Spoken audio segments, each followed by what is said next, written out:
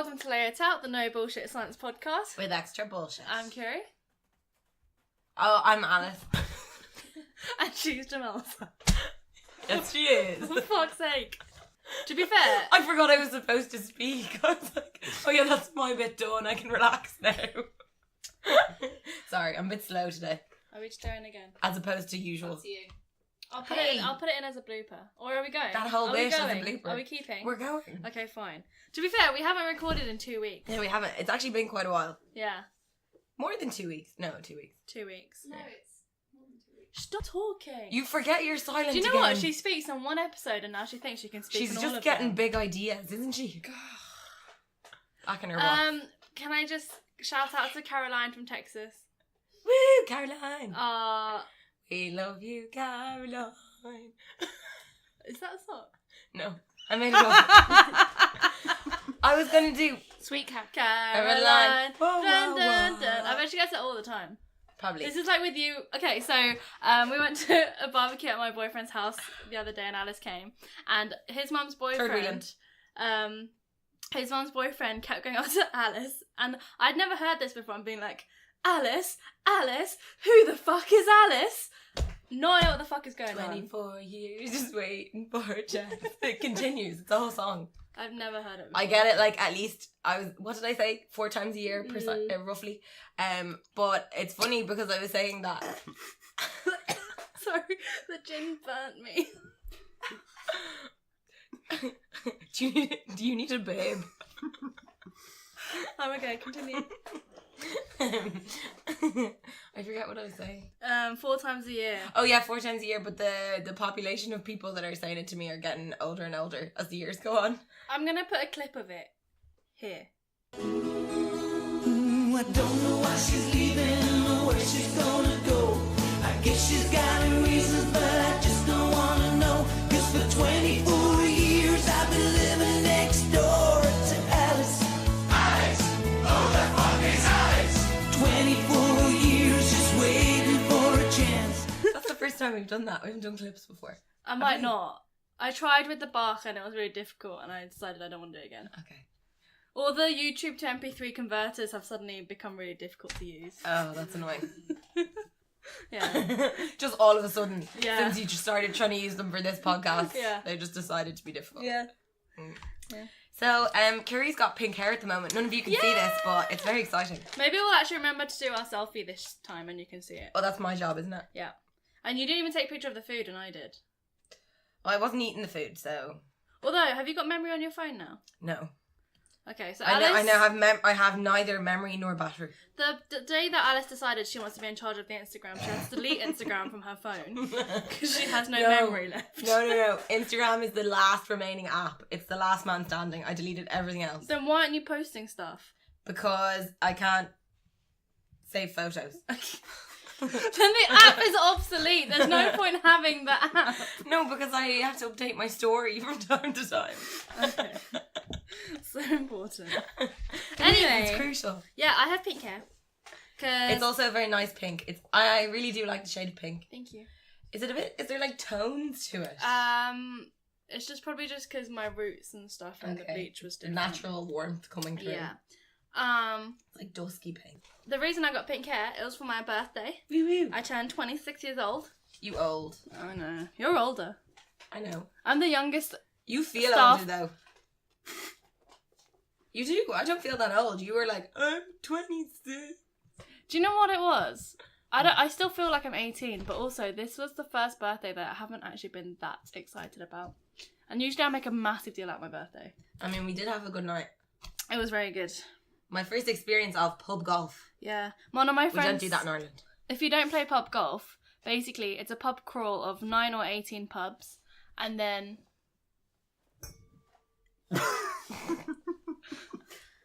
Yeah, so you have a pub crawl of 9 or 18 pubs, and at each pub you're assigned a drink, and then the number of gulps you're meant to do it in. And then you do golf scoring, so that's your par, and you do golf scoring. So for our one, it would be the first pub, you could have a pint of beer or cider, par 4, which means you have to drink it in 4 goes. Mm-hmm. And I did sick. I think I finished with a score of -6. I was -1, which I was extremely proud of, because I had to forfeit the wine. Lame. Reflux. But yeah, it was really fun. Thank you all for coming. Only I came. No, wait, hang on. I had other friends there. No, it was just me and Curie. I took pity on her because everybody else failed. No, anyway, there was lots of people there. Yeah. And you forgot to say it was fancy dress. So we all had to dress up as something beginning with either S or C.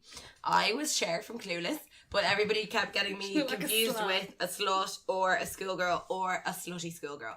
So, I mean, at least I was several You things. had the fluffy pen though. When you whipped out the fluffy pen, people know who you are. Yeah, but it was funny because like it was literally just a fluffy pen and it miraculously changed my whole outfit. It did.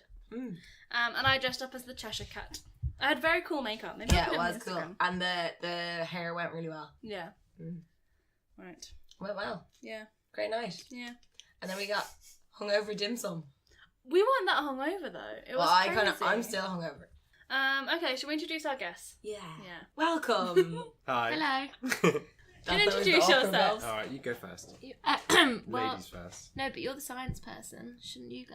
No, he's No, not. neither of you are scientists. He has to be a layman. Sorry, I didn't know I'm that. totally lay. I didn't So know our that. So guest- you're a top tier scientist and he's fake scientist. Or no, top tier I'm lay top person. to Lee, he's fake. Oh, Fake I lay. thought it was that you had to have a scientist. No. so- No. Fake lay. Top lay, fake lay.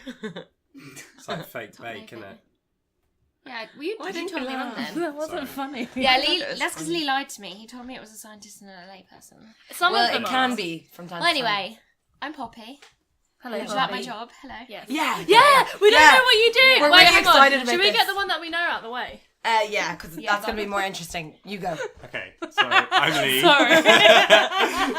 Do you want the short title or the long title? long one. The Yeah. long so my long title is a paediatric cardiorespiratory physio. That sounds pretty fancy. Yeah. That does. So do you want me to break it down? So do you stretch people's lungs? I do not stretch. Stretch people. Depends how you want to put it. Well, we do a lot of like exercise, like cardiovascular exercise, airway clearance, and then like rehab after intensive care. So I work on the wards and intensive care. Is your job really emotionally taxing? If you're working with children all the time. It's tricky. Sometimes, but you kind of have to keep like that kind of semi-professional boundary. Uh-huh. So you sort of Think of it as a job. Like, yeah. So you do get like emotionally invested, but I mean you can get really emotionally invested, but you just have to kind of build a bit almost of a wall. be a step back from it. Uh-huh. That makes sense. Yeah, So you get a bit desensitized to it. a little bit. Yeah. Yeah. Yeah, I mean, you like have to. if you bring like students in or new people to like intensive care, they kind of freak out a little bit. But walking on there like every day, you kind of get used to it. Mm. So. Fair enough. Mhm. What's the most annoying thing you could say to a physio?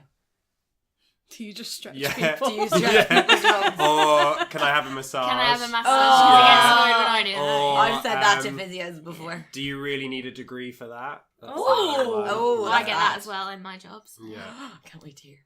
Yeah, that one's quite annoying, I have to say. Do you need a degree for that? Yeah. How? What? Just to set the record straight, we do. It's 3 years. It's a BSc. Yeah. I actually think, it's 4 years in Ireland. It's 4 in Scotland, I think, unless Oh. they've changed it. Because they used to do a clinical year, so do 3 years of Okay. theory and a clinical year. Whereas we integrate our placements into each year. Okay.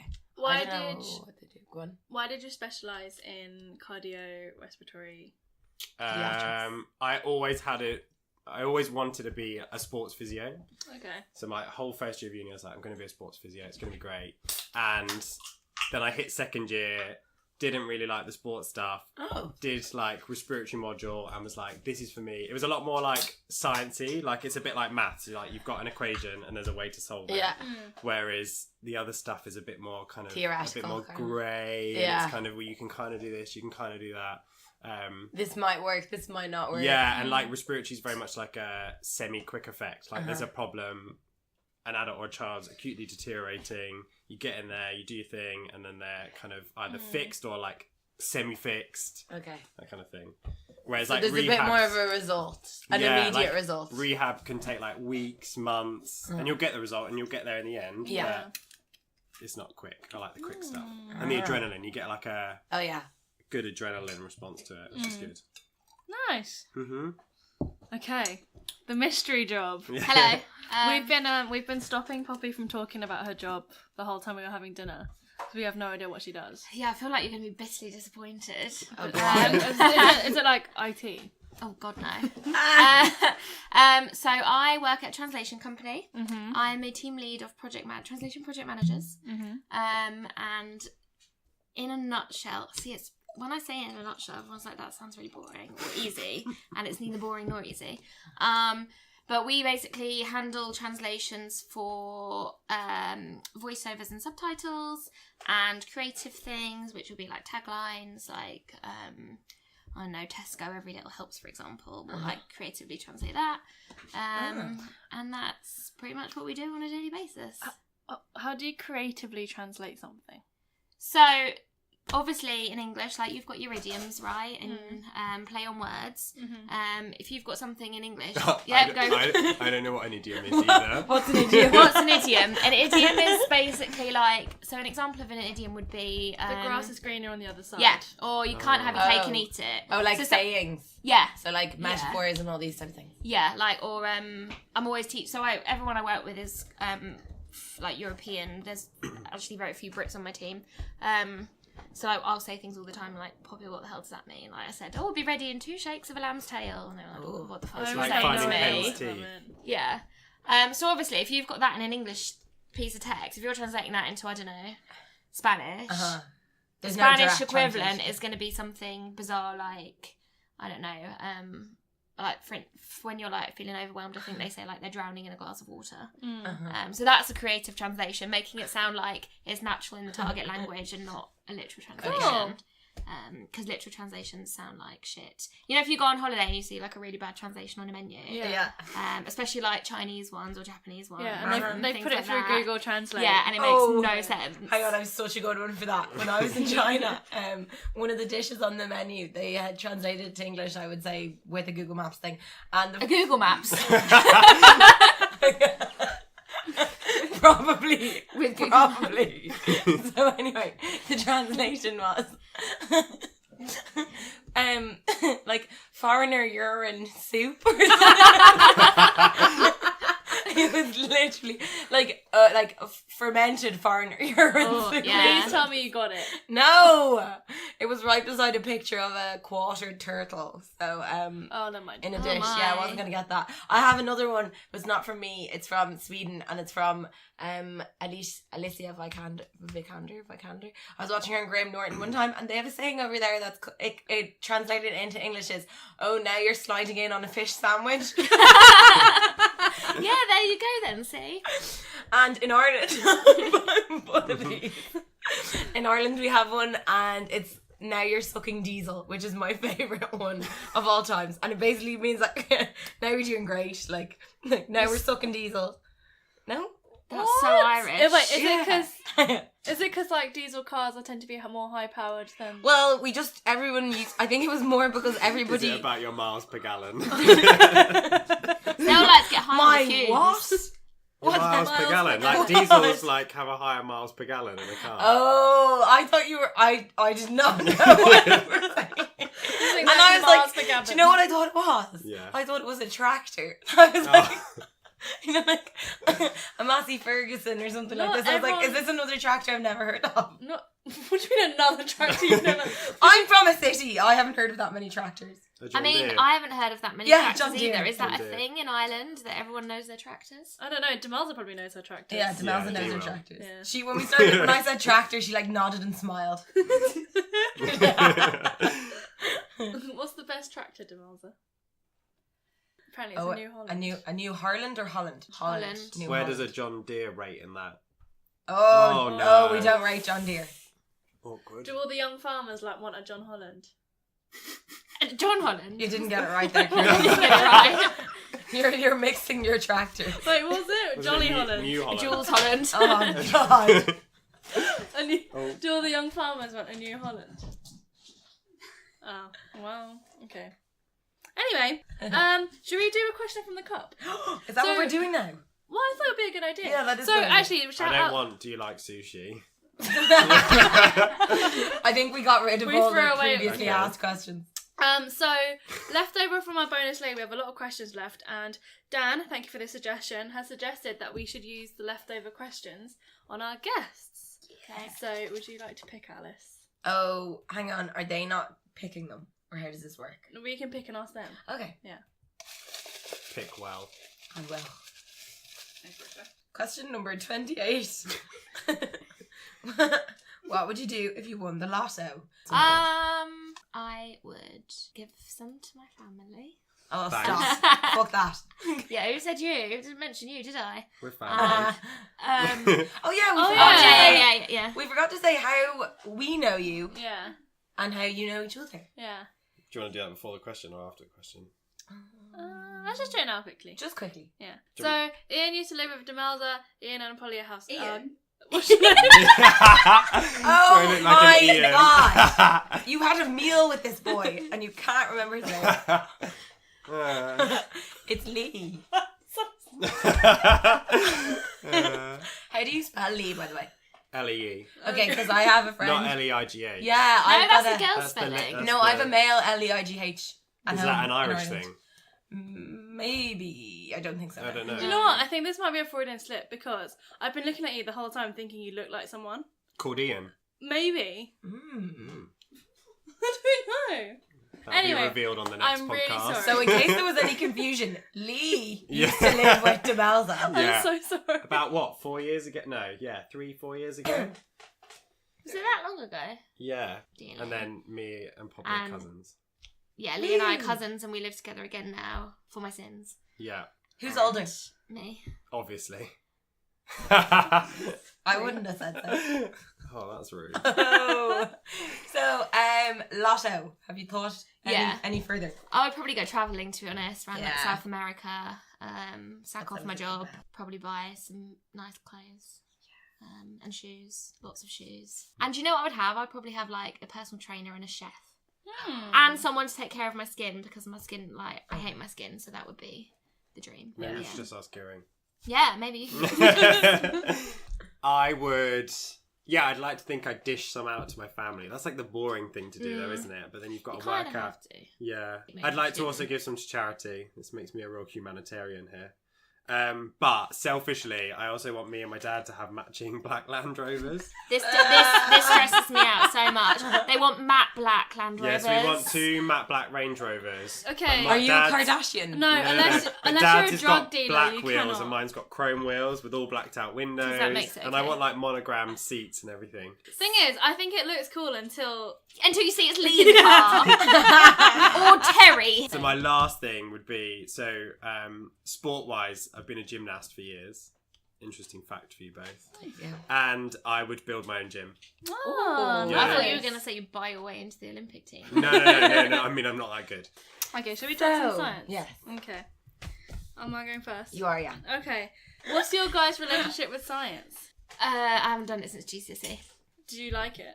I did. You were I'll just good. say I got 2 A's and an A star, thank you. Nice. Before that, yeah. Yeah. I got proper was it science my A life. star was in biology, I think. Mm-hmm. I would actually have thought chemistry was my best subject, but apparently not. You did Physics better not than so me. much. Physics was yeah, so that's my relationship with science. I'm more of a maths. Well, I'm obviously a language person. That's what I did at university. What Can you- languages do you speak? Spanish and Portuguese, and a wee bit of French and a wee bit of Russian. So I did science, triple science, GCSE. Only 3 A's though. And then I bit did of competition Yeah, amongst the cousins, eh? yeah. And then I did biology, psychology, and a maths Oh, AS yeah. level. I did psychology AS level as Yeah. well, and I got 100% in one paper. Thank What you the very much. fuck? Me too. Yeah, Actually, no, I lie. Actually, no, that was a different subject. but then I dropped it for A2 level. Okay, good. Let's talk about some science. That was a really seamless segue. So discreet. Okay, so my paper was requested by our now 2-time guest and faithful listener Natalie, although I think she's behind. Hey, Natalie. Hey. And she wanted us to do this paper because it's actually something that she suffers from, and it's something that is very unknown. And the title of my paper is "The Brain Basis for Misophonia." Do you know what? I I feel used to think like I know what this is. I used to think it was misophonia. It's misophonia. I know, I'm just saying. Can you give me a clue? It's something that a lot of people actually have, but maybe... Is this the fear of people eating? Not quite. Very close. It encompasses Isn't that. it the noise of it? Yes. So misophonia, it's a sound processing disorder, Mhm. and it's just people that have very strong negative emotions in response to really everyday noises. So the most common ones are chewing, breathing, and chewing. The main ones. But you You said said that chewing. already. Eating. I mean, both are pretty bad. Eating is chewing. Yeah. Not necessarily. How do you eat? Like slurping and chewing are very different things. I would just call You that don't- all slurping eating. is Fine. eating. The paper. Fine. So we're talking just eating. So just general eating sounds and breathing. Yeah, and it could So also chewing, be things slurping. like. But is that because people have just got breathing pattern disorders? That's Nah, why some they're people heavy just breathing. breathe annoying, don't they? I Would don't snoring be one of the noises then? No, because I Ooh, think that is snoring annoying. is generally classified as an annoying noise anyway. These are things that are everyday noises that we can't avoid, like breathing. Because it wouldn't be someone that's mouth breathing necessarily. It could literally be the sound of someone breathing. And things like chewing. So for example, my friend Natalie, she gets really, really bothered by the sound of someone, say, eating crisps on a train. She Oh, really, really? she Okay. really hates it. So it's not just an annoying chewer who needs a lunch. No, chew with it's the mouth genuinely shut. the Okay. sound of something that's an everyday thing. So another thing could be people scratching their skin or scratching beards. You know that you get that scratchy noise? That might be another trigger as well. Oh, I'd be full of triggers. My So friend would I. used to explain it to me as she had it. Remember Renee? No. Okay. My friend Renee had it, and she used to explain it as like she would be in an exam and someone started eating a packet of crisps, and she said In she an got exam? Yeah, it was like a 5-hour exam, so allowed to bring the food. What the fuck? So What anyway, exam was she that? got like this. Yeah. I think they got asked to stop because normally the etiquette is that you bring quiet food, but this person had no etiquette. So anyway, she gets like a shot of adrenaline and she has to leave. Like she Yes. can't stay there. Yeah, so one of the... So it's not just like you're like, oh, that person's really annoying. It's like a really strong physiological. Yeah. So one of the key symptoms of misophonia is that you have to exit the situation. Whereas most people will just sort of put up with it, but these people, they will leave. I'll just try and dampen the sound. Yeah, which is what you would do if you didn't have misophonia. A normal person. Yes. So you can't just put your headphones in. You have to get up, walk out. Right, Yeah, or I you'd just move like turn up carriage. other Yeah, sound. Yeah. Yeah, but you don't have it. No. So for example, with Natalie, she would try to drown it out with music, or she would get, if she can't leave the situation, she gets really distressed. Otherwise, she'll move carriage, for example. Is it so bad that even if you can drown it out with sound, now that you know it's there, I it's going to suppose some bother people you? could. Yeah. Okay, cool. I'm sure misophonia is a big spectrum, just like most disorders like this. Like more of a social disorder. Yeah. So up until last year, actually nothing was pretty much known about misophonia. This is one of those words that was sort of thrown around and people sort of thought, oh, you just find this irritating. But it was never ever considered a disorder. And I think even now it's still not technically classified as a disorder. So these guys, they just wanted to find out what is going on in the brain for misophonia.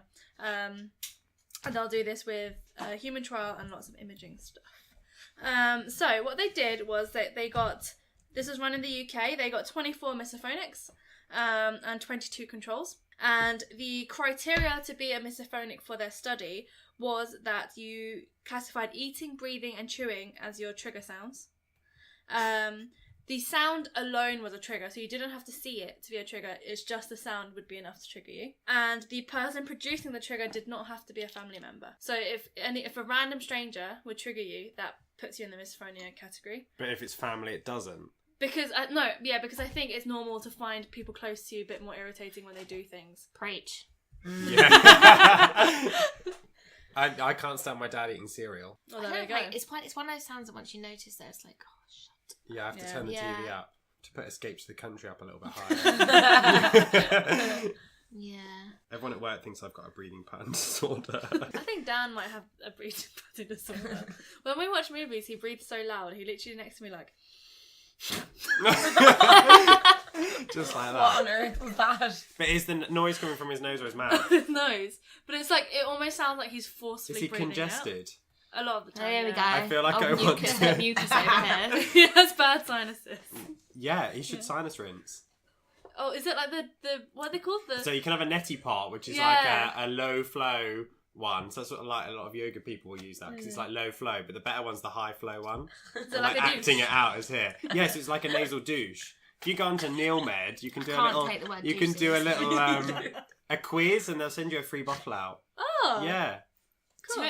I'm sorry, but you do a quiz and you get a free nasal Yes, douche. you do a quiz about the benefits of like sinus rinse and nasal douching is another word for it. And then if you get all the answers correct, they'll send you out a NeilMed bottle. It's a weird time in our house when I'm brushing my teeth and he's doing his nasal rinse. But it's so good for your sinuses.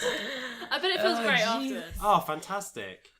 It genuinely, I like the water a little bit warm as well, so it's kind of a little Do you know what though? It nicer. freaks me out a little bit because I think for me it would feel like, you know, when you get like water up your nose Yes, from... so you know when you swim and you get that horrible Yeah. water feeling, it kind of feels like that because your sinuses are so large. You'll Yeah. go to squeeze the water up and a lot of water will go up and then you're like, where's this water going? It feels like it's going into your brain. It's not. It's just swishing around It your doesn't feel sinuses. pleasant. And then if you get the angle right, what it'll do is it'll go up one nostril and then down the other and then it washes it Fit. all out. Oh wait, hang on, but there's loads of really gross stuff Well, coming it depends if you've got a lot of congestion up there. Okay, cool. I'm going to go back to talking about Sorry. misophonia. Sorry. Continue. Sorry. So when they were recruiting these the participants, they wouldn't actually tell them what they were being recruited for. They just told them that they were being recruited to determine brain responses to day-to-day sounds. They weren't told that this was a misophonia study because that might trigger So something. how did they know that some had it and some didn't? Because through their recruitment, their questionnaire that they would use to recruit people would be asking Okay, things fine. that they're looking for. And also the misophonics were recruited from misophonics-uk.org.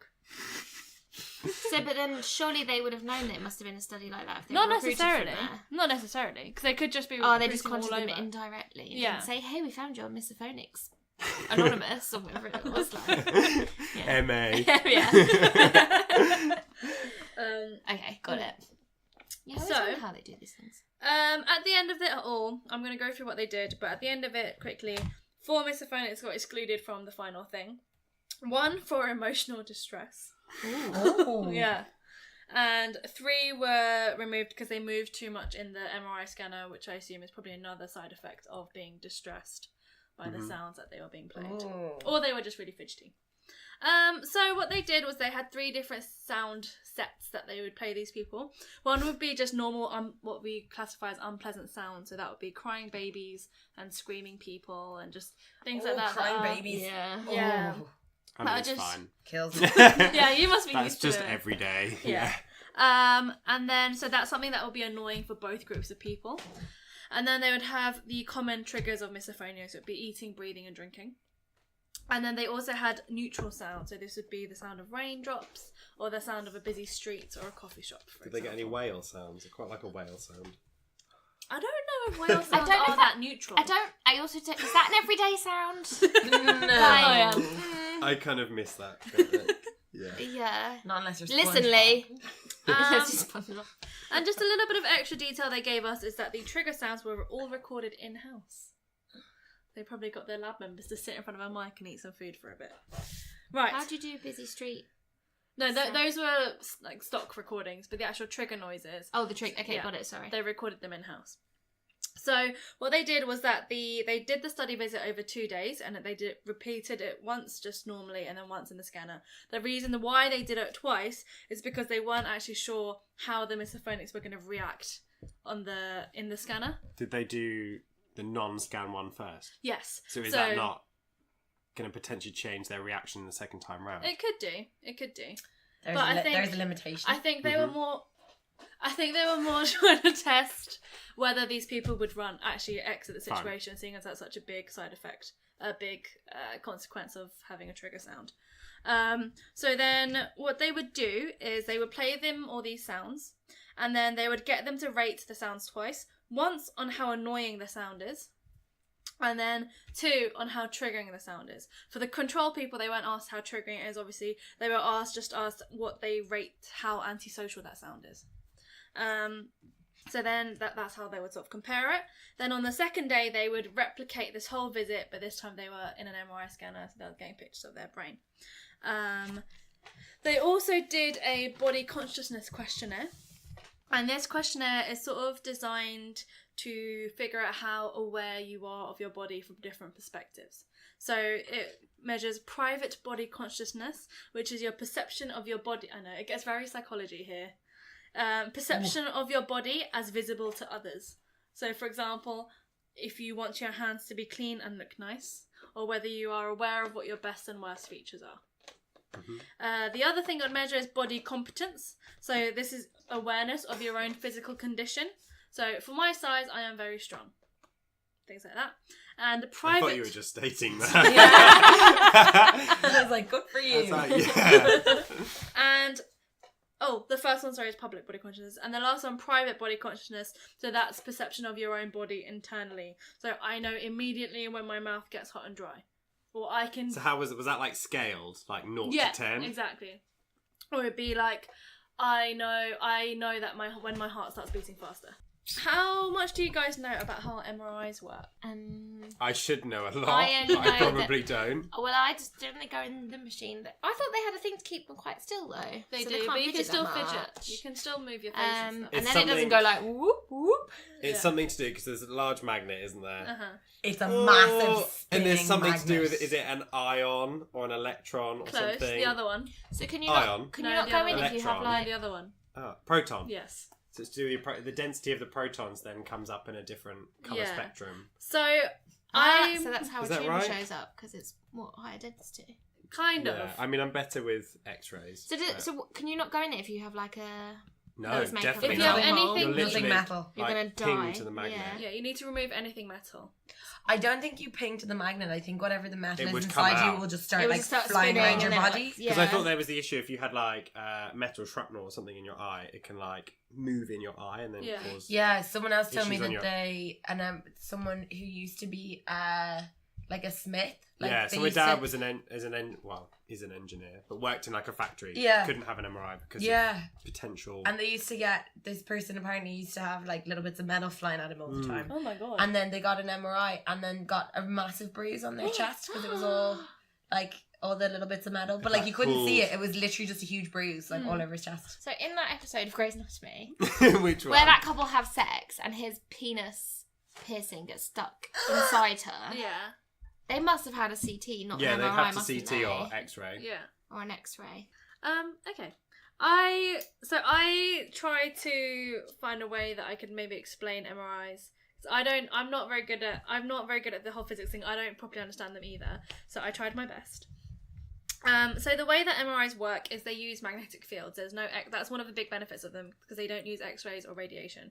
And what they use is that humans are mostly water, and I'm sure you know water is H2O, so it's an oxygen molecule with two hydrogens, and these hydrogens are protons, so they're positively charged particles, yeah. And then so when you apply a magnetic field onto protons, they become aligned in a certain way towards that magnetic field. And that is what an MRI takes advantage of. So what it does is it puts you in the thing, and then these you go. You always like start off really strong, and then you say, so then you do the thing. Okay. Just like sliding, like a slip and slide. You slide in on a fish sandwich. You get in the scanner, and what the scanner does, it applies a really strong magnetic field onto you, and then it starts flipping the hydrogen protons. So it flips so they naturally spin, and now it flips their spin. And then Is that okay for you? Yeah, yeah, It it's sounds like perfectly it would fine. cause more damage. We're talking like Yeah. gyroscope style, so it just like keeps going. sure, All right. yeah, I don't know. Wait, so So we just everything in your body is essentially spinning. No, just your protons, just your but hydrogen. you're keep... mostly but water. still. Okay, but also these things are tiny. It's fine, and it's only in the water in your body. Which is 70% of It your is. body. Anyway, you're all fine. We've all had MRIs. What? What? I haven't. I've had one. Have you? I thought you did. No. Oh, okay. Half the people here have had an MRI, and we're still alive. We're fine. Demelza's had one. Yeah. Okay. So what then happens is a scanner will produce a frequency that will. So the way it does is it produces a frequency that creates a magnetic field, which is absorbed by the proton, and that flips its spin. The field is then turned off, and then the protons return to their normal spin, which is called precession. And this process will create a radio signal that can be measured by the scanner, and that is then turned into an image because there'll be different levels of frequency coming from these protons. And the different body tissues, their protons return back to normal at different rates, which is why with an MRI, one of the big advantages is we can tell the difference between the different tissues, so your brain, your bone, your muscle, blah, blah. Your fat. Your fat. And that's it. So this... That was good. Thank you! Yeah. So this study, they used mostly an fMRI, which means functional magnetic resonance imaging, which measures blood flow to different parts, usually in the brain. Is this similar to a PET scan? PET scans use radiation. All right. Yeah. Okay, so results. So the first one is behavioural stuff, so the one where they had to rate the sounds. What they found was that the trigger sounds caused much more of a... Is everyone okay? I need a wee, but I'll keep holding it. You can go to the toilet. No, it's fine. No, you can go. Okay. That's why I didn't want any more wine. Okay, so after that little pee break, I'm going to go into the results. Okay. So very quickly with the behavioural stuff where they were rating things on how annoying it is and how triggering it is, they did find that the trigger sounds for the misophonics caused way more distress that wasn't actually seen with the unpleasant sounds. And also there was no difference between the misophonics and the controls with the unpleasant sounds, but with the trigger sounds there was. So their responses were very different. So then, this is when we get into the brain stuff of misophonia and sort of what was the really novel thing about this paper, where actually they've now discovered something about misophonia that we didn't know before, is that when they look at the MRI, so they use fMRI, so they're looking at the blood flow in your brain, so which can tell us sort of which parts of your brain are getting activated when you're doing something, so it'll just light up on the screen, and that's the part of brain you're using, is that the trigger sounds in the misophonics, it created a greater interaction in the part of the brain called the anterior insular cortex. I'm going to go to my article that I printed off from the internet. And what is the insular cortex? Yeah, because I've not heard of that. So actually, it's a really cool part of the brain. There's quite a lot of not just biology around it, but a lot of philosophy. People really like this part of the brain as well. So basically, the main thing about the insular cortex, it's everything to do with human awareness and our higher functions. So the insular cortex is what distinguishes us from every other animal. So the only other animals that would have as developed an insular cortex as us would be primates. Is this sitting in your frontal cortex? It's in the middle of I your was brain. going to say it wouldn't be the middle. Frontal being front, insular being Inside. inter. It's anterior, so that's what I wondered. Yeah, but it'd be I the just wondered it's the what- anterior part of the What interpart. contact, what area it was? Listen, Lee. She is a top level lay. You are, yeah. So just a really brief summary of what this part of your brain does. Mainly it's thought to be involved in your consciousness. So like I said, your higher functions, what makes you human. It's also what gives us empathy. It is what gives you what they call interoceptive awareness. Question. Yes. Does that mean that people who have like Asperger's or autism is different? Potentially. Is it But I to do think with empathy and things like that? potentially, yeah. I also realised I got my lobes and cortexes wrong. I mean, I don't know the I difference between apologise. those, so don't worry. You know more than me. Apparently not. Don't know what Yeah, an open so cortex is. your interoceptive awareness. So that's the things that we were talking about with the questionnaire. Your ability to feel your own heartbeat and be just aware of what's going on inside yourself. Pain and its degree of pain. And actually, one of the disorders that's specifically mentioned in all the insular cortex stuff is IBS. So people with IBS, they have abnormal processing of pain that's driven by the insular cortex. One of the places that drives it is the insular cortex. Yeah. Oh shit. It also what helps us feel non-painful warmth and cold. It helps you know when you've got a full bladder. Yeah. So your insular cortex is very active. Very heightened. Yeah. Does that mean you're super empathetic as well? No. Only between the hours of 9 to 5. Yeah. It's also massively activated in addiction. So when you have environmental things that cue trigger cravings, it's your insular cortex that's doing that. And it's activated during orgasm. And it's also activated during... So this is where the philosophy bit sort of comes in. They call it ecstatic seizures or mystical experiences. So it's a strong feeling of certainty that cannot be expressed into words. So the Picard, who I believe is quite famous. Just like when you feel it in your waters. Yeah. Yeah, Or your like a spidey gut senses. feeling. Yeah. Yeah. It's a gut. Yeah. Your gut. Gut feeling. Yeah. Just So, I think Picard is an epilepsy researcher. Anyway, so one of the things that Picard refers to within history that is this mystical experience or this feeling of certainty was Archimedes' eureka moment. He's saying that would have been driven by the insular cortex because for him that was his I'm very certain in this his thought. light bulb moment. Yeah, exactly. So, That's interesting. It's a very cool part of the brain, I thought, Yeah. that I didn't really know about until this paper. So what led me onto this was, so I said it before that these trigger sounds, they seem to be activating this part of your brain a lot more. And whereas it wasn't really happening with the unpleasant sounds and the neutral sounds, and it was what was different between them and the control people as well. So at this point you're kind of like, okay, there is definitely something different going on in the brains of people with misophonia and controls. Just what is it about those sounds though? Not so much about the brains, but the sounds. Why is it those sounds? Yeah. Why is Especially it if you don't not even like- have to see it. It's not like it's watching someone be gross at eating. It could be that, okay, so if you go a bit social sciencey, psychology-y, Go on. it could be more to do with the fact that, so there's I can't remember what the theory is called, Demelza, I might have to look it up, but there is a social science theory that basically talks about how all the orifices in your body are, from the very beginning of your development, are associated with being dirty and unpleasant. Do you know what I mean? Like Freud stages. It's not Well, I something to guess do what with you that. mean, yeah. And it's like, it's something that's ingrained in you from the beginning. So maybe that's why, because it's things to do with your mouth and like your nose. I mean, I've got a bit of a Yeah, food because thing. you've got snotty nose, waxy ears, yucky teeth. Yeah. And let's not talk about other areas, shall we? Please Yeah. don't.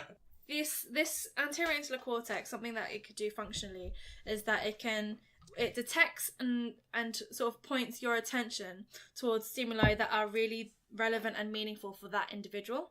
So what this is saying is that maybe with the misophonics, they sort of assign a much higher importance to these sounds to themselves than what someone who didn't have misophonia would do. Then they looked at sort of the connections between this area of your brain, the insular cortex, and the other areas of your brain. And what they found was that specific to the trigger sounds, the misophonics had a much greater connectivity. So they were triggering lots of other different parts of the brain from the insular cortex a lot more than the control groups. So there's something going on here, whether there's this huge bit of activity in that bit of the brain. It's like a sensory overload. Kind of, yeah. And then there's like all this increased blood flow. Exactly. Yes. But why? don't Why? Yeah. So there's an Okay, so all this stuff happens in your brain. Yeah. But why? Why you? There's an interesting thing that's going to come up, and actually something that I was thinking about while I was reading this.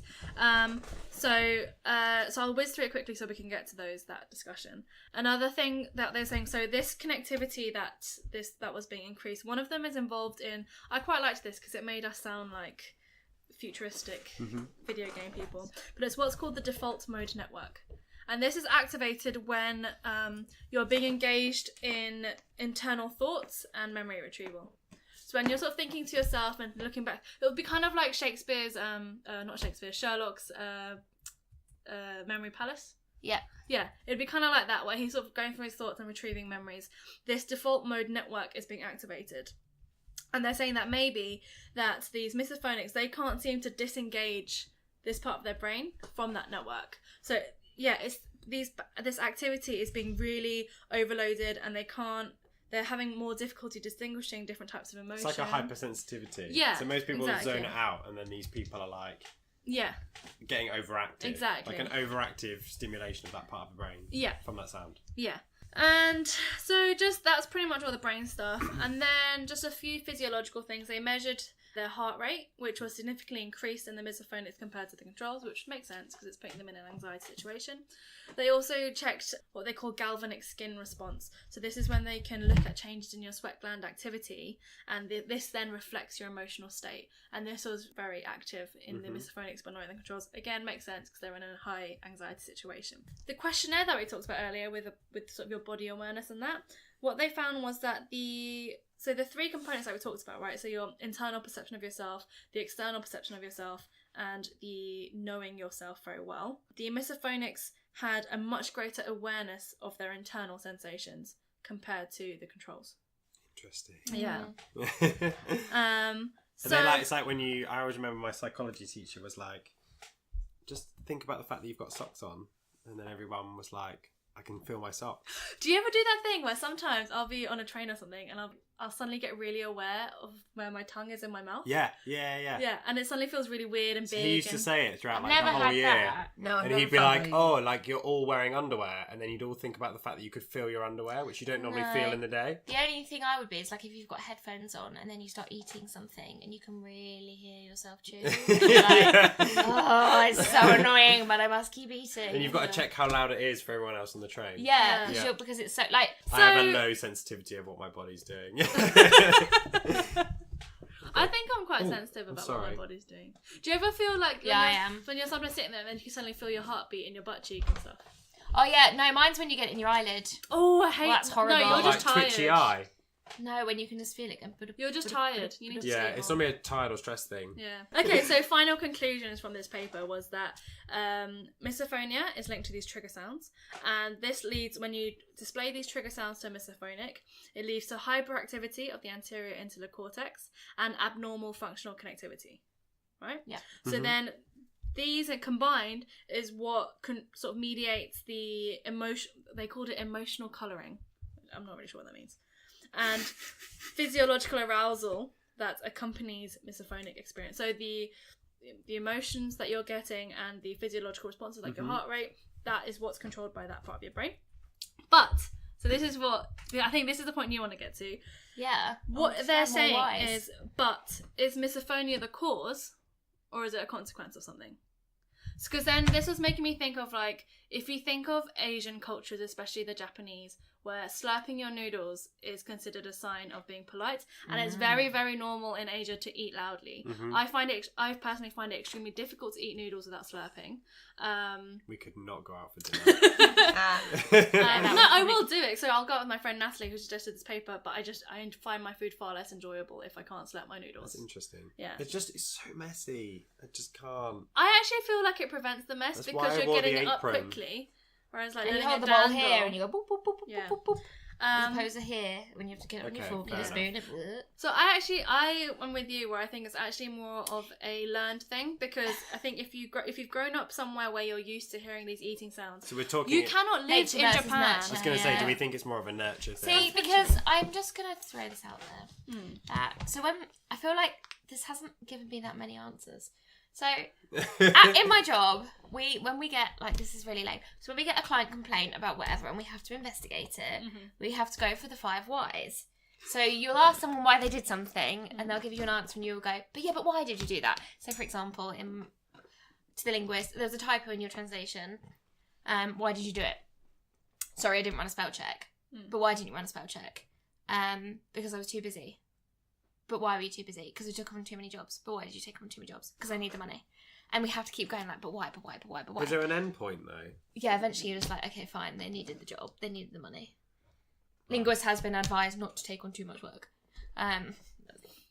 Rolls Anyway. eyes for everyone But else. to me, this is like, okay, so the sound has annoyed you. Why has the sound annoyed you? Because it's triggered something in your brain, which has made the other things going on in your brain. And then you're going, bleh, but like, why is that going on in your brain? Like, I feel like... Why is it But hyperactivity for why one is that person your but brain? Exactly. but not the other? So, yeah. That's the It's a next shame there's step. not a percentage there, like 1 in 4 people. I reckon misophonia is a lot more common than we think. And thing is, there's still the whole kind of thing with this study was that they really wanted to prove that there is a clear phenotype. It's the of physiological misophonia. response that's really interesting. Yeah. It means it's not all made up. Yeah. Like they've got a fight or flight response to these Oh, sounds. yeah. I'm not disputing No, that. no. It's It's just interesting. You just want to know why. Yeah. 5 whys. I feel Why like we've does only John got 3 Smith whys have in. that, but why does Jane not? Yeah. And what about Ian? Yeah. Because for me, for example, if you scrape a fork or a knife on Oh, do you remember your on a those horrible scratchy plate or plates? nails on a chalkboard, I'd have to leave the room. Yeah. That metal scraping noise really. Oh, that Or really it's like gets me. the cotton wool feeling. Oh, I don't mind I that. don't mind that. So yeah, that was that Interesting. paper. I'm glad. I like that. That's good. We just want a why. I need more whys. Yeah. I'm convinced it's a nurture thing because of the whole cultural differences. I really don't think. I think you'd be hard. Yeah, pressed. so that would be interesting if you Yeah. did the study in like Asia, for example, and you That's it. played the same sounds, but then maybe if you had different trigger sounds. I think you'd be hard pressed to find misophonics in Asia, though. Honestly. Well, if you did, but what But then, sounds would like- it be? That's the thing. You're right though. Maybe But they breathing have could different still be a trigger sounds. thing. Yeah. It just might not be eating.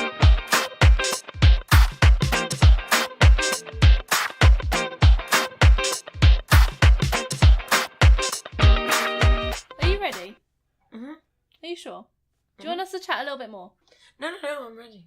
This paper that I'm gonna do got actually quite a lot of coverage in the L newspapers this week. I haven't heard this. Yeah, it was all over the place. What bloggers do you be following? Not the probiotics ones. Yeah. Obviously not. Have they given it like some So sort anyway, it was covered in The Guardian, That's a big one. which normally you can rely on. Like, my friend would always be like, what's your source? And if I say it's The Guardian, she's like, okay, that's legit. So if I hear something about Beyonce, if I hear it from The Guardian, it's legit. How much did the If Guardian I- report on celeb You can't gossip? read their articles they anymore, though. they report a lot. They're real into like culture and like.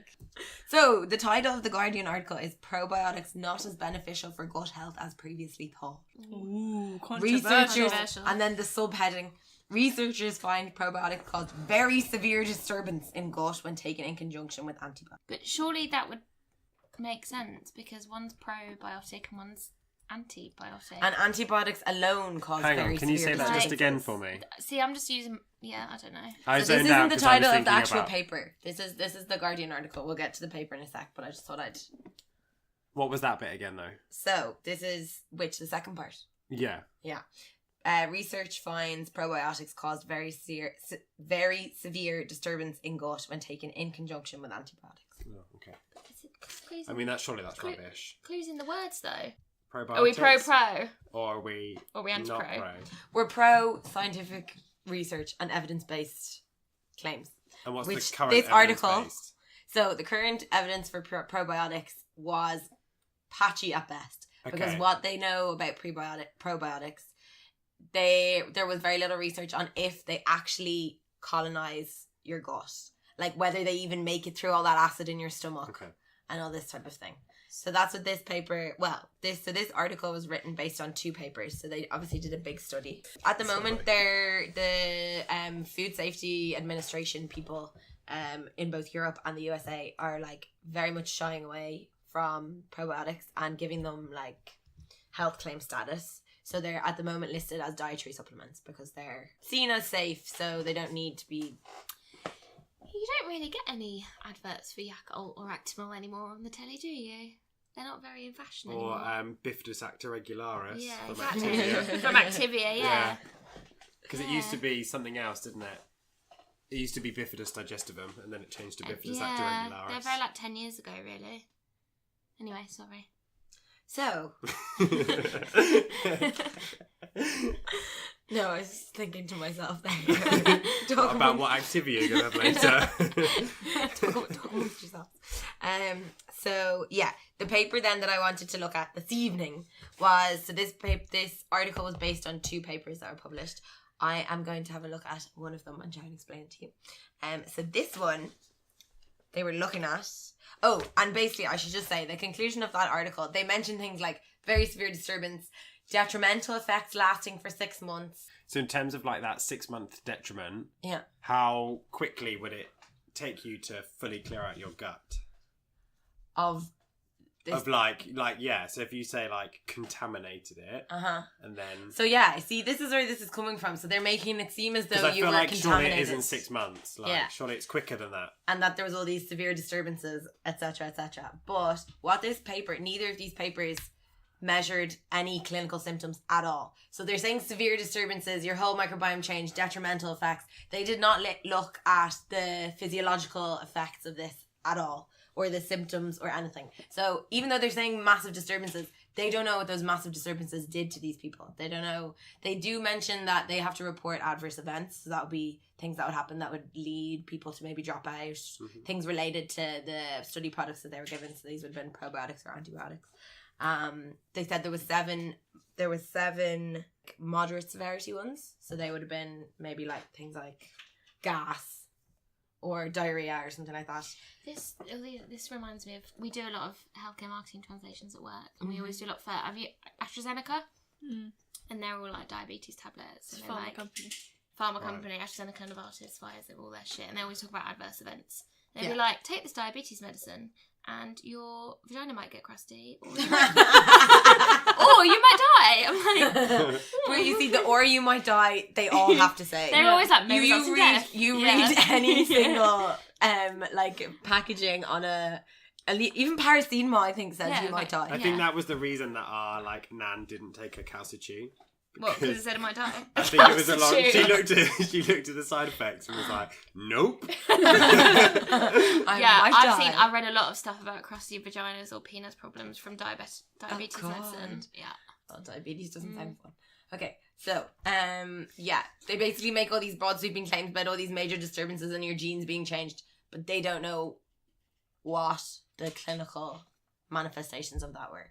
And they do, even in this paper, say at the end that this study, they highlight that likewise our study is not aimed or powered to delineate effects or lack thereof of probiotics on clinical features. What a sentence. So I know why use a short word when you can use a long word in science. So yeah, that's why this is kind of poor reporting, because there was these huge effects, but that doesn't mean that in any way we don't know what the symptoms, what these effects translate to in terms of symptoms. Took me a while to get that sentence out too, sorry. So I'll get to the paper. So the title of this paper, so this is only half of it. So this is the first part of the study. So this wasn't to do with the antibiotics, was a second paper, which would take quite a while if we were to get into both of them. So I chose this one because what better place to start than the beginning? Are we going to talk about Genesis as well, or? So in the beginning, there was Adam and Eve. Yeah. So the title of this is Personalized Gut Mucosal Colonization Resistance to Empiric Probiotics is Associated with Unique Host and Microbiome Features. Cool. What's an empiric probiotic? Yeah, I was going to ask that. Okay, so a probiotic is a beneficial bacteria. Empiric is... Can you look up what empiric? That was what I was unsure about. I know. I think it means because basically Does the it mean probiotic. like they reign? I don't know. Is it empiric with any empire? Yeah. And they reign the colony. That's it's something to do with number. I mean, so I just ignored that and then just carried on. So the probiotics, it was a mixed probiotic of 11 strains. Okay, that's not what I thought. I thought of little probiotics ruling a colony in your stomach. Is their empire? I ignored the word empiric and just carried on. So Demelza googled empiric probiotic and it just gave her this paper. I think it's because they used a probiotic that contained 11 strains. Okay, so like a super. So it's like 11 different probiotics. Oh, so it's got... Okay. Basically, what this paper found was that they gave all these people probiotics and then they divided them into what they called resistant and permissive. So permissive were people whose gut was colonized by the probiotics, and resistant were people that they didn't retain any colonization. But this was also, they said it was person specific, but was also strain specific. So within the permissive group, the people that the probiotic did colonize their gut, different strains colonized different people. Mm-hmm. And it was also region specific. So different strains in different people also took hold in certain regions of the gut in comparison to each other. And that this could be explained by the host microbiome, so the microbiome before they were given the probiotics, and also the gut transcriptome. What are we calling the gut? Are we calling it? Normally when I talk about gut in my research, I am normally referring to the colon. But I think in this paper... But all parts of the colon? Just so the colon just being your large intestine, not small. Just colon. Fine. So, but I think in this case they were sampling like the stomach, small intestine, everywhere. But in general, most of your gut bacteria are concentrated in your large intestine. You've got really small amounts in your small intestine. Because that's where you absorb the most. No, so where you absorb the most is your small intestine. Where so the gut microbiota are more involved in that's where they ferment fibre. Mm-hmm. So by fermenting the fibre, then they release things that go off all around your body and do really beneficial things. Okay. So that's why they're concentrated there, because they get all the fibre. So fibre isn't absorbed, obviously. It just gets passed. Ding, ding, ding. Oh no. Potential silent Demelza fact, maybe not really. We think that what they mean by empiric probiotic is that it's a probiotic that contains multiple strains of probiotics that have been used by research, that have been found in research. That's it. So it's like an all-encompassing one pill. Here you go. Here's a probiotic. So, and then what they went on to also do was they wanted to. So this is going to be your favourite part, because Lee mentioned before the podcast that he loves poo. No. So really I don't. promise there wouldn't be too much poo in this podcast. It's the worst bodily fluid. But I hate that you keep There's referring to it as a definitely fluid. Fluid, it's horrible. Sometimes it is. Sometimes, not all the time. Anyway, moving on. There's So definitely worse bodily fluids. I would argue phlegm or sputum. So my friends and I have this conversation. Would you rather vomit for the rest of your life or poo? And they all say vomit, and I said poo. I say poo. Oh, I hate 100% throwing poo. up. Yeah, thank you. And you'd have no teeth left because it's so acidy. Pooing is natural. And you don't taste your poo. No. It's I much would easier. 100% poo out. all Yeah, the so time. would I. Would you rather vomit? I'm really torn. You wouldn't be able to speak if I you guess were it all vomiting. depends on the frequency in there, and we're talking like type of stool. Oh, this is so grim. Shall we go back to talking about the Yeah, I'd sorry. research poo? Yeah, yeah. Okay. So anyway, so then what they did was they wanted to see, so in research of the microbiome, more or less all microbiome research is done on the fecal microbiome. So the assumption that makes is that the microbiome that is in your gut, so in your mucosal lining of your colon, is going to transfer, so your stool is a good representation of that. So kind of what you're pooing out is what you have inside you as well. Mm-hmm. So that's always just been the assumption, but has been questioned of how accurate it is, and also because there's been such patchy results from probiotic studies and any studies of interventions targeting the microbiome. Like one study will show one result and the other study will show the complete opposite. So as is the case in a lot of research. Yes. Is that the same? Like, if you look at your poo and it's different colours and stuff. Like, is that then you saying that that's also potentially not a real theory, like Gillian McKeith? So that's a lot. No. Having different coloured stools is quite. But that's more to do with diet. Diet, okay. So So your diet doesn't affect your microbe Oh, it does. Yeah. stuff. So it will affect it, but it's usually like, so for instance, black stools are something to do with really high fat.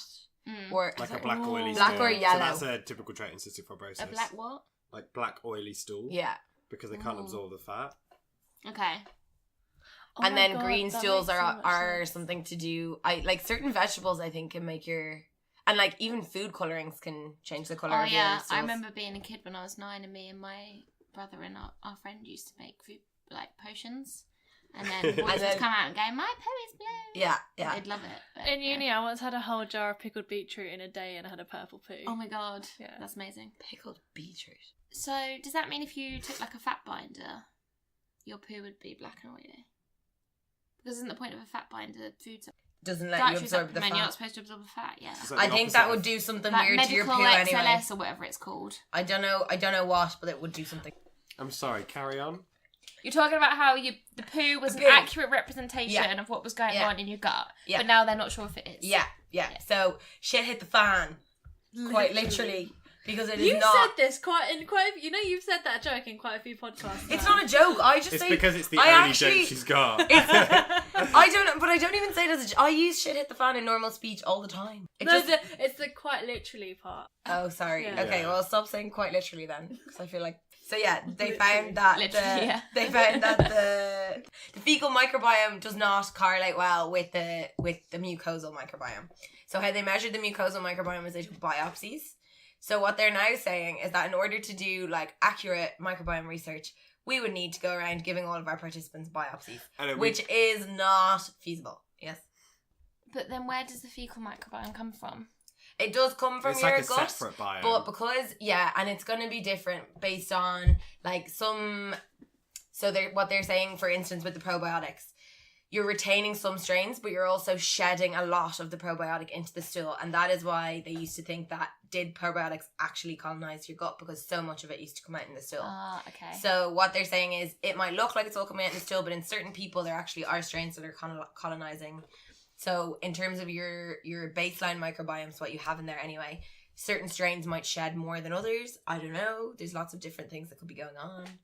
Also, like anaerobic bacteria are going to survive differently.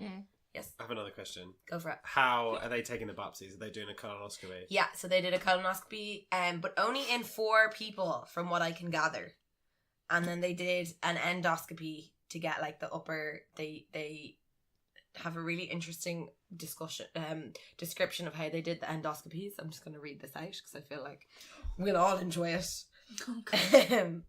So luminal content was aspirated from the stomach, duodenum, jejunum, terminal ileum, cecum, and descending colon in 15ml tubes by the endoscope suction apparatus, placed immediately in liquid nitrogen. I don't know. What I mean, that's quite far down. So yeah, they must have endoscoped the whole way. They did do a colonoscopy in 4 people as well, but obviously they got most of the samples via endoscope. Like, 4 surely people it is would not be. a very big sample, is it? But I mean, they state that in the paper. They say it. So But, like, endoscopy was in a slightly more endoscopy. It was in 10 of the people that took probiotics. Still seems very But small. I just also feel Because, like. again, I'm going to give a really lame example here, but like if you see on an advert for shampoo or wrinkle cream, it's like 88% of 90 women agreed. I'm like, oh, well, that's a fucking shit example. That's like, well, however much 88% of 90 women is. Like, I wouldn't trust that. So I'm sorry, but 4 in 10 people to me is like, not. But what I don't understand is Out why of they've millions gone of people. all the way down to the large intestine through an endoscopy when they could have just done a Is endoscopy colonoscopy. the one that goes through the It mouth? might have been just so that they could do one procedure. And do they all have a similar Okay. diet? But then you'd Yeah, have to they take did. They multiple did samples. test their okay, diet. cool. Yeah. Because surely it would be very different to Yeah. someone who's eating. No, they made sure that their diet was the diet between the probiotics group, the placebo group, and the naive group. So they got nothing. Were they put on a diet then? Probably. No, they did it by, I think it was food frequency questionnaires. Okay. But when you're doing this type of research, sometimes that's I easy. think Curie has a Yes, question. Curie. Is endoscopy the one that goes through the mouth? Yeah. Yeah. Okay. I've seen that happen, and it's so awful because the people. I mean, are that's there what I just- mean. Like, that's so they're far there down. retching the whole time. Like they're partly no, knocked that's- out. And the other but thing they're I keep still there, thinking is if they've gone all the way down to the large intestine, if they must have got the sample furthest away first, and then they've retracted all the way up. But surely they've contaminated their samples. Not unless, because isn't the way endoscopy works is you put a big tube down and then another tube in it. So they could have been using new tubes each time. But if they were the outer tube, if it was moving from furthest distance up to closest distance, it's going to be pulling the bacteria with it. Unless or they the were, biome with unless it. they were taking biopsies from the top to the bottom and then Just pulled throwing out. it out there. Oh yeah, they Other could have been question. done top to bottom. Have I been saying intestine wrong for all these years? No, she's just got a stupid accent. No, but he's saying intestine as well. Oh. Is that because of me though? No, I think I would say large intestine. No, Small I intestine. say intestines. Thank you. Okay, Yeah. good. And so does silent Demelza. Good Yeah. to know. Anyway, yeah. So, yeah. Basically, their conclusion was everybody needs to get colonoscopy, or we. No, need sorry. How did this paper get? That I'm sounds sorry. very How did much. this paper get into Cell? Okay, maybe I'm not explaining it well. Is Cell a big journal? Yeah. Why is it bad? I just don't understand what the paper found. It found that the fecal microbiome doesn't correlate with the mucosal microbiome. That's huge. Sorry, I wasn't paying attention. You really weren't. And it also found out that I mean, that's massive. That's so cool. It is huge because my whole PhD is based on the fecal microbiome. Yeah. Like, that's huge. But I mean, surely, just because it's different doesn't mean that you're not going to get some sort of picture of what's going on. Yeah, with it. so what they're saying is we need better, like, not algorithms, but like, Screening. not screening, like we need to see how we can, because we can't start giving everybody, we can't start taking mucosal biopsies of everyone, it's so invasive. So I think what they kind of, let me see how they worded it, because I'm not going to word it well. You've learnt a lot. Okay, they said we need to develop better predictive models inferring gut microbiome, inferring the composition of the mucosal microbiome and function from fecal configuration. So what they need is some crazy statistician to come in and create a model where you can input the fecal microbiome, the mucosal microbiome, the fecal microbiome, and then they add in the confounders of the diet, and then somehow they can get Work out from the the differences. from the mucosal to the fecal. I always think That's if it's really like, clever that you just came up with that. I always think it's like little like bacteria like hunkering down, and the ones that like don't hold on tight enough that sweep away. And then the ones that do you don't know about because they're the strongest and they've stayed hunkered down in the intestine. I say intestine, not intestine. I relayed it in my head a lot of times. Interesting. Yeah. So basically now this paper I assume is causing waves within the field though, right? Because they've sort of thrown this shit in there being like... Literally. Yeah. Or being like, figuratively. sorry guys. All these studies that have been published before and all these studies that are being run now, they may not be as useful as you think they are. Well, it is concerning. It's a They're good thing basically you've just saying... started your PhD. Yeah, isn't it great? Yeah. They're saying that like it's limiting the conclusions of a lot of research. But I that is mean, based on the... that's with anything, right? So Yeah. me and Demelza, we look at the brain, and I'm running a clinical trial on the brain. I'm not fucking taking my people's brains out to see. I mean, exactly in 5 years' what's time, going it'll on. probably be out of date anyway. That's the life of research. Sorry, D. Can't Just you think you'll be a doctor soon, so it's colonoscopies fine. on like mice? Yeah, they Yeah. do, but there's limitations on how much you can say you found in a mouse and apply that to a human. Also, I don't know if I agree with that because I'm not that bothered. I don't take probiotics, so I'm just kind of let my stomach do what it's going to do. My But gut. it like potentially could change the way. Maybe you'll be better on probiotics. So if I someone mean, needs I some don't know. Maybe I'll research- buy some Actimel, see how I go. Yeah. Might do nothing. So Might make me there- gassy. Might make you fart with every step. Don't need too Exactly. much. Oh, there was also one. So time- poetic. That reminds me. The Muller corners were on a really good sale. They were on like 4 for £1. That's amazing. Yeah, and I was like, hell yeah, and I bought 12. Which ones were they? And then Which ones were they? They were the crunchy ones and the fruity ones. And Not then, fruit, yeah. so I crunchy. bought 12, and then I forgot to eat them, and they were going out of date. So I ate all 12 in 2 days. Oh my god. And I had the shits so bad. Don't do that, I wouldn't advise it. You're That's lactose awful. intolerant. No, I didn't know that then. Oh. Also, I might not be. Curie thinks she's lactose intolerant. That's what Demelza just said because we're going to cut that out. Yeah. But I don't know. I think it's just large quantities of lactose that get me. And that's I think they normal. probably get most people. Yeah, exactly. Yeah, It's like they having do. a big bowl. But isn't there a pasta. difference between intolerance and then Allergy. that one? Yeah. Huge difference. Yeah. Everybody who's intolerant thinks they're allergic. Isn't it? They're not. Aren't we all technically either No. lactose or gluten intolerant because we're not supposed to have it? No. No. Ah. No. So, humans, this is commonly thought, and it's a lie. Is this Humans, like, I can't eat gluten? humans developed the gene for digesting lactose. Demelza, how long ago can you just look that up? That we could, we developed the gene for digesting lactose. So we have a gene. Okay. Yeah. It's all So, about gene expression. way back when we grew hair from our cheeks, etc., we couldn't digest lactose. Now we can. However, there is a difference in the prevalence of that gene in different parts of the world. So, for instance, I think it's a lot lower in Asian populations. They don't have as high of a ability to digest Well, they don't have as much lactose. dairy as we do they? So. Yeah. Does that make sense? I'm gonna throw that out. All my friends know when they say that to me. They're like, did you know? There is there is a percentage that can, but But, I mean- majority of us can. It's just it's a trend. It's basically a fashion in food, is that to be dairy free. There's no need to be dairy free unless you are lactose. Ding, ding, ding. Silent Demelza fact. So up until, just to go back to the dairy Lactose. ability Lactate. to lactase, I think. Yes. Enzyme, yeah. Not lactate. Okay, it's not that funny. I was just gonna say It doesn't. breast milk. Sorry. So, back to Demelza's fact.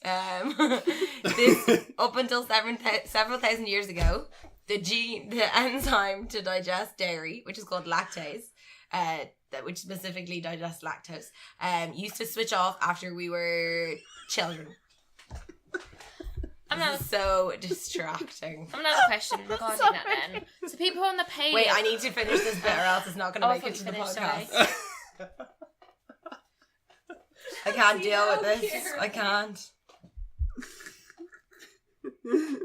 Is she crying? Sorry. I can't. Yeah, I know. Oh, you're making me cry. I can't cope. I haven't laughed at this in ages. Okay, I'm really sorry. You're going to have really sore abs tomorrow. Mine already hurt, and they've hurt even more now. She's got the giggles. I'm really sorry. Okay, Demelza effect.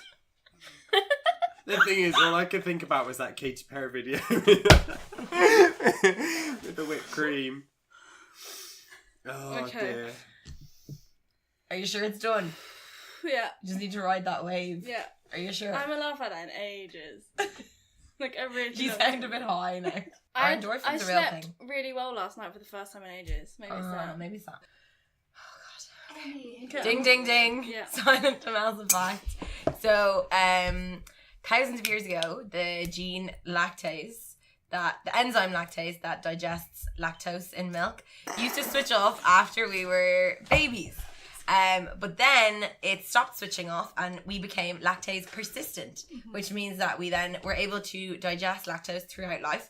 But it does vary in its persistence in different ethnicities. So, for example, Irish people, whoop whoop, 100% persistent, go on the dairy. And East Asian populations, less than 5%. Cool. Thank you for that. No problem. I'm really sorry. That's all right. Please don't be angry with me. I feel like we I'm not strung it angry. out. I'm just tired. Okay. Any questions?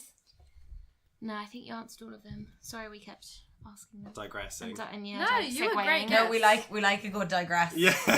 There's nothing better than a good I just digress. can't keep on topic.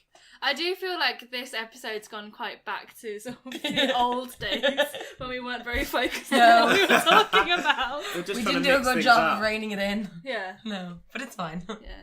Yes, us guys. You need a bit of that in life every now and again. Did you have fun? It was good. Yeah, it was. I enjoyed it a lot. Would you come So back? much. Of course. Yeah. What were your highlight fact or your new favourite fact of the evening or Well, I liked the dairy facts. I feel like your paper was a bit over my head. Okay. Because I don't know much about the gut and probiotics. But I feel like I learned a lot about misophonia. There you go. There you go. Is it and that misophonia or stuff, and misophonia? because I find brain stuff quite interesting anyway. I always used to like learning about that in biology. So yeah, that was the gut one was interesting, but I don't know enough about it to be able to ask questions. Although I still feel like I asked a lot of questions. About I feel like every time Alice is trying to explain something, we would we were just like, but poo. It's fine. I'm sure Probiotics are not as bad as that article in The Guardian made out. They just got it. Yeah, they took it out of context. also they took the non-relevant facts. Yeah. The Yeah. non. They thing. sensationalized it, and it shouldn't have been sensationalized. It also is really early research. Like they say, it needs to be repeated. This is in just a certain population, also a very small sample. Yeah, blah, and blah, like blah. it wasn't the point of the. No, wasn't the point of the paper. No. But yeah, the misophonia one, except for my 5 Ys. There are only 3 Ys. Where are the Ys? Where are the I'm Ys? sure wait another 20 years, the other 2 Ys will come. Can't wait. We'll bring you back on then. Yeah. Oh dear. Lovely. We'll have a real studio then. Oh, will we? Yeah, We'd be famous. yeah, all our own studio with our own equipment. And Is a that when- microphone each. Is that when you finally get sponsored? Yeah. Yeah. Ah, you should Go get- fresh. You should just really push the probiotics, and then maybe Actimel will sponsor you. Ooh. Yeah. Do you know what? Actually, CoFresh, we've really tried. We've tweeted you. You've tried really We've hard. tried We have. really, really hard. We've mentioned them in every episode. We've tweeted them. We've interacted with them on like all sorts of social media. Curie sent them an episode. Oh, yeah, I sent you a link to an episode. I've posted pictures of it. maybe it's time to cut our ties, Go Fresh. Maybe we should just focus our efforts on Viennetta. My friend's doing a PhD in how 14th century diet in the UK and the Netherlands affects mental health. So that's like brain and That was so random. gut. Who is That that? is to do with famines. Ev. No. Okay, I think that's it. So- So if you want to, well, thank you for our guest for coming on. You were great. Thanks. This Fabulous is going to guest. be a fucking nightmare to edit. I was about to say I'm not doing this one because I'm going to Birmingham this weekend, so you're on your own, mate. Okay, fine. So I think sorry. I I'll deserve do next it. week I if think you I want. deserve it for fucking It's all up your the paper fault. as Yeah, well. it is. Okay, anyway, you can find us on Instagram and Twitter at Lay It Out Podcast. You can read our lovely blog on layidoutpodcast.wordpress.com. Or you can email us on layitoutpodcast@gmail.com. Please email us. Caroline, we love you. Bye, Caroline. She's going to be so creeped out. Okay, bye-bye. Bye. Bye.